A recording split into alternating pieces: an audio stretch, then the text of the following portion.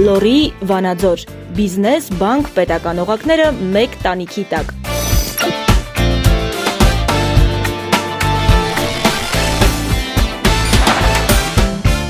Հայաստանի բանկերի միության հերթական մարզային համաժողովն է, որի գլխավոր նպատակը ՓՄԶ ոլորտի անխոչնդոտ եւ ճկուն զարգացումն է։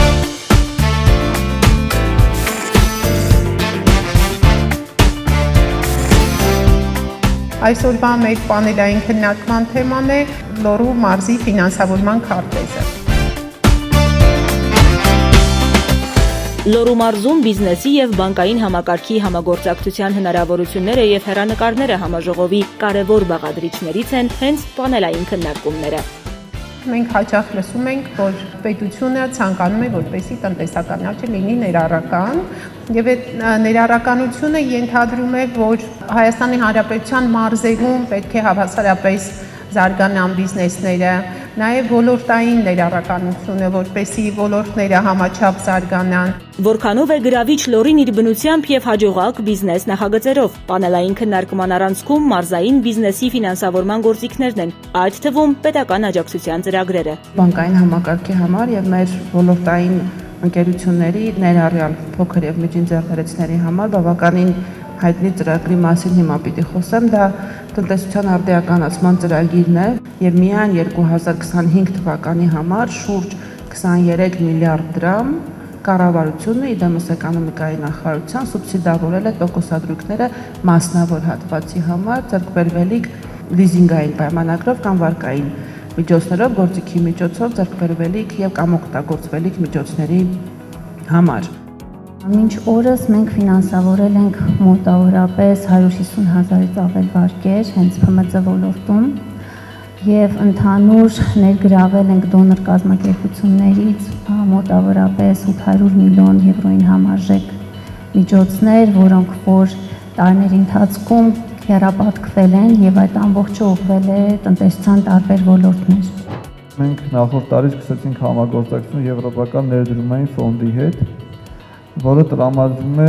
երաշխիքային գործիք, այսինքն եթե օրինակ գործարար ունի լավ բիզնես ծրագիր կամ գործող բիզնես է եւ ունի ընդլայնման կարիք, բայց չնայած որ բավականին մրցունակ եւ լավ ծրագիր է, բայց չունի համապատասխան գրավային ապահովվածություն, ապա այդ Եվրոպական ներդրումային ֆոնդի գործիքի միջոցով այդ հարցը լուծվում է եւ վարկավորման գործիքի դա ոչ միայն վարկի մասին է, այլ նաև լիզինգ, նաև կարող է լինել օվերդրաֆտ, վարկային գիծ, բանկային երաշխիք, տարբեր գործիքներ։ Մի մասը ապահովում է հենց այդ երաշխիքով եւ հավելյալ գրավային ապահովության կարիք այդ մասով չի լինում, եթե նորից եմ շեշտում ծրագիրը ինքնին կենսունակ է։ Պետական ծրագրեր եւ միջազգային դոնորներ, իսկ ինչպես են բանկերն աշխատում սկսնակ ձեռնարկատերերի հետ, որոնք դեռևս չունեն հաջողության պատմություն։ Այնքան է բանկերի կողմից պարզեցվել սկորինգային համակարգերի շնորհիվ վարկերի տրամադրումը փոքր ու միջին բիզնեսներին, ու մենք արդեն խոսում ենք շեմերի բարձրացման մասին, մինչև 20 միլիոն, մինչև 30 միլիոն անգրավ։ Քանա պարզեցվել, որ գործող ասելով ընդամենը 6 ամսվա շարժ ունեցող, պատմություն ունեցող, ոչ թե վարկային պատմություն, այլ շարժ, որը որ կարելի է տեսնել հարկային հաշվետվություններից։ Դա ունենալը արդեն բավարար է։ Եվ խոսում ես, տեսնում ես մարդիկ ունեն վարկ ոչ ճիշտ պրոդուկտի, այսինքն ֆինանսավորվել է սխալ պրոդուկտով բավականին բարձր տոկոսով, այս ոչ մի պայմաններից չի օգտվել, բայց կարար։ Նշանակում է ինֆորմացված, այստեղ կա ոնց որ այդ բացը, որը պետք է լրացվի, որը մենք տեսնում ենք, այսինքն ավելի ինտենսիվ աշխատանք։ Բանկը չպետք է լինի մի կառույց, որը որ վարկը տվեց եւ վերջ,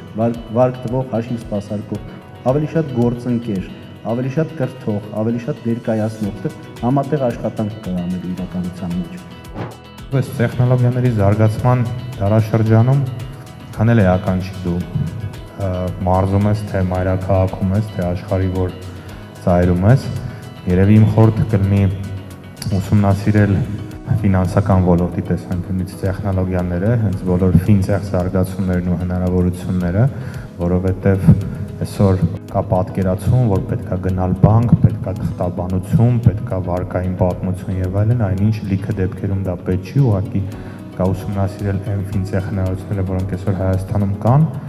իհարկե ունենալ ոնց որ սառը հաշվարկ, բիզնես մտածողություն ու դրանով գնալ առաջ։ Հենց սկզբից բիզնես պլանից սկսած կանանչ ծնեբեկի արտադրությամբ ենք զբաղվում, 3 հեկտարի վրա արդեն Արջին բանկի հետ ներդրումը կատարել ենք։ Կարճ ժամանակում 2 տարվա ընթացքում կարողացանք ակտիվները, կազմակերպության ակտիվները 50 միլիոնը գերազանցել, որը ինձ թվում է լոռի մարզի համար չունենալով ոչ մի բան արդյունք է։ Ստացանք 9.5% տոկոսադրույքով վարկավորում առանց գրավի, ինչը մեզ համար այդ բանը շատ կարևոր էր առանց գրավի վարկավորում ունենալը, եւ ինչ նաեւ մեզ հնարավորություն տվեց ոչ միայն հիմնել գլեմփինգ պարկը, այլ նաեւ զբաղվել գլեմփինգների արտադրությունով։ Մեր ՓՄԾ-ները չիմանան, թե որ ԱԶ 3000 դրամով գրանցում են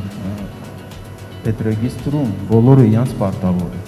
այսինքն պետությունը պարտավոր է, համայնքը պարտավոր է։ Իրականում պիտի բիզնեսմենը մտածի առաջնայինը նա, որ աշխարհում յուրաքանչյուր 100 մարդից 90-ը աշխատող է լինում, 5-ը բիզնեսմեն, 5-ը ինքնազբաղված։ Եթե դու որոշել ես լինես այդ 10%-ի մեջ, ապա դու պիտի գիշերն էլ չքնես։ Եթե դու ունես գաղափար, պիտի համոզես։ Գյուղատնտեսություն, առևտուր, տուրիզմ, որտեղ փնտրել լոռու ներուժը, ամենից լավ գիտեն հենց լոռեցիները։ Հայաստանի բանկերի միության մարզային այս համաժողովների գլխավոր նպատակն այն է, որ ՓՄԶ ոլորտին հնարավորինս հասանելի, մոտ ու հասկանալի դառնան պետության եւ բանկերի առաջարկած ֆինանսավորման ծրագրերը։ Միայն այդպես է հնարավոր ստեղծել կայուն, ճկուն եւ համաչափ զարգացող բիզնես միջավայր։